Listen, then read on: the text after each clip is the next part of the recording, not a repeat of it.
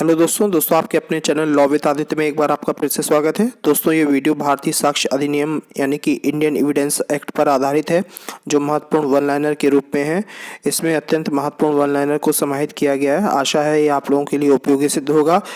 दोस्तों जो छात्र एचजीएस परीक्षा की तैयारी करें, पीसीएसजे की तैयारी करें, एपीओ और पुलिस आदि की तैयारी करें, उससे महत्वपूर्ण जो तैयारी कर रहे हैं वो इस वीडियो का लाभ उठा सकते हैं। आशा है उनके लिए ये उपयोगी सिद्ध हो।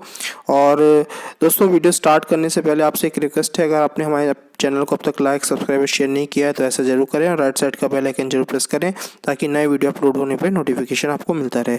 तो देखिए दोस्तों, इसमें पहला पॉइंट है, वीडियो स्टार्ट करेंगे तो इसमें पहला पॉइंट क्या कह रहा है। पहला पॉइंट कह रहा है कि भारतीय साक्ष्य अधिनियम 1872 लागू या अधिनियमित हुआ था 1 सितंबर 1872 को ये अधिनियमित हुआ था। फिर देखिए दोस्तों दूसरा पॉइंट क्या कह रहा है। दूसरा पॉइंट कह रहा है जो साक्ष्य विधि में शामिल होते हैं वो युक्त साधारण नियम होते हैं। पहला पॉइंट। दूसरा साक्ष्य के विधिक नियम होते हैं और तीसरा तार्किक नियम होते हैं। तो साक्ष्य विधि में ये 3 नियमों को या 3 तरीके के जो साधारण नियम, विधिक नियम और तार्किक नियमों को शामिल किया जाता है। अगला पॉइंट देखिए दोस्तों क्या कह रहा है। अगला पॉइंट कह रहा है कि साक्ष्य अधिनियम के अंतर्गत प्रयुक्त न्यायालय शब्दावली में शामिल नहीं है। तो जो मध्यस्थ होते हैं वो आपके न्यायालय शब्द में शामिल नहीं किए गए हैं, ठीक, याद रखिएगा। अगला पॉइंट देखिए दोस्तों क्या है। हस्तलेख के बारे में राय कब सुसंगत व मान्य है, इसका उल्लेख जिस धारा में किया गया वो धारा 47 है, ठीक है। तो हस्तलेख से संबंधित जो राय सुसंगत मानी गई है वो धारा 47 में मानी गई है। अगला पॉइंट देखिए दोस्तों क्या है। अधिकार एवं रूढ़ी के बारे में राय कब सुसंगत है, इसका उल्लेख जिस धारा में किया गया है। तो धारा 48 में, भारतीय साक्ष्य अधिनियम की धारा 48 में इसका उल्लेख किया गया है। अगला पॉइंट देखिए दोस्तों क्या है। अगला पॉइंट कह रहा है नातेदारी के बारे में राय कब सुसंगत है, इसका उल्लेख जिस धारा में किया गया है तो वो धारा 50 है। तो नातेदारी से संबंधित जो धारा है उसके विषय में राय कब सुसंगत होगी, धारा 50 में इसका उल्लेख है, ठीक।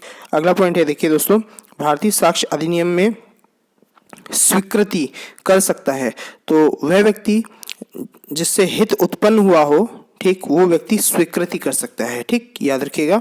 अगला पॉइंट देखिए दोस्तों क्या है। इलेक्ट्रॉनिक करार के बारे में उपधारणा जिस धारा में उल्लिखित है तो वो धारा 85 का है, ठीक है। इलेक्ट्रॉनिक करार के, इलेक्ट्रॉनिक कॉन्ट्रैक्ट के बारे में जो जिस धारा में ये उल्लिखित किया गया है वो धारा 85 का है। अगला पॉइंट देखिए दोस्तों क्या है। दहेज मृत्यु के बारे में उपधारणा जिस धारा में वर्णित है तो भारतीय साक्ष्य अधिनियम की धारा 113 खा है, ठीक, याद रखिएगा। अगला पॉइंट देखिए दोस्तों क्या है कि बलात्संग के कुछ अभियोजनों में सम्मति न होने की अवधारणा जिस धारा में वर्णित है तो वो धारा 114 का है। अगला पॉइंट देखिए दोस्तों क्या है।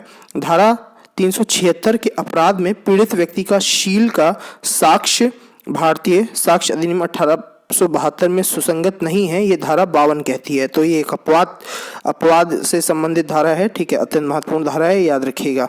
अगला पॉइंट देखिए दोस्तों क्या कह रहा है। अगला पॉइंट कह रहा है दूधनाथ पांडे बनाम उत्तर प्रदेश वाद साक्ष्य विधि के जिस विषय से संबंधित है तो ये सह अपराधी यानी कि को एक्यूज से संबंधित है।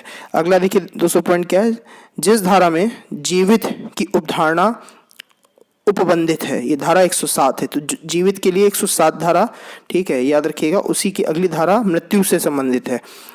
वह धारा जिसमें मृत्यु की उपधारणा है वो धारा 108 है, ठीक, याद रखिएगा। अगला पॉइंट देखिए दोस्तों क्या है। सुसंगतता व ग्राह्यता शब्दावली हैं, ना समानार्थी हैं ना समविस्तीर्ण है। एक्चुअली यहाँ पे समविस्तीर्ण होना चाहिए था, विस्तीर्ण लिख दिया है तो इसको विस्तीर्ण पढ़िएगा, समविस्तीर्ण और ना समानार्थी, ठीक। अगला पॉइंट देखिए दोस्तों क्या है। धारा 8 के अधीन जो शब्दावली सुसंगतता के लिए शामिल नहीं है, आशय, ठीक, आशय जो है वो धारा 8 के अधीन जो है वो सुसंगतता के अंतर्गत नहीं शामिल की गई है। अगला पॉइंट देखिए दोस्तों। जिस धारा में हेतु तैयारी तथा पूर्व व पश्चात का आचरण ही सुसंगत है वो धारा 8 है। तो धारा 8 में बताया गया हेतु तैयारी और पूर्व व पश्चात का आचरण से सुसंगति से संबंधित ये धारा है।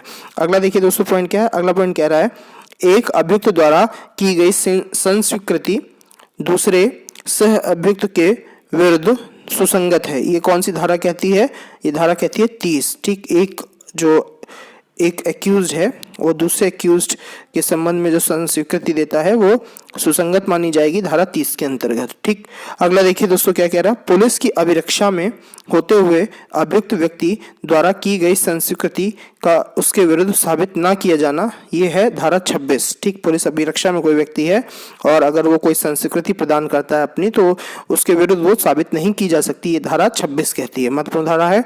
अगला देखिए, अगला पॉइंट कह रहा है कि अभियुक्त के से प्राप्त जानकारी में से कितनी साबित की जाए, ये जिस धारा से संबंधित है, ये धारा है 27। तो जो फैक्ट निकल के आते हैं अभियुक्त से, उसमें से कितने को साबित करना है, कितना साबित करना है, ये धारा 27 से संबंधित है। अगला पॉइंट देखिए दोस्तों क्या है। द्वितीय वाद या विचारण के कारणार्थ पूर्व निर्णय सुसंगत है, ये जिस धारा में वर्णित है, तो धारा 40। ठीक है, अगर द्वितीय वाद आता है तो पूर्व में जो उससे पूर्व निर्णय किया गया वो सुसंगत माना जाएगा, ये किस धारा में वर्णित किया गया, धारा 40। ठीक, तो दोस्तों इस वीडियो में इतना ही, ये महत्वपूर्ण भारतीय साक्ष्य अधिनियम के फैक्ट थे। ठीक, इसके बाद में हम लोग नेक्स्ट वीडियो में मिलेंगे नए टॉपिक के साथ में। तब तक हमारे चैनल को लाइक, सब्सक्राइब और शेयर करना ना भूलें और बेल आइकन राइट का जरूर प्रेस करें।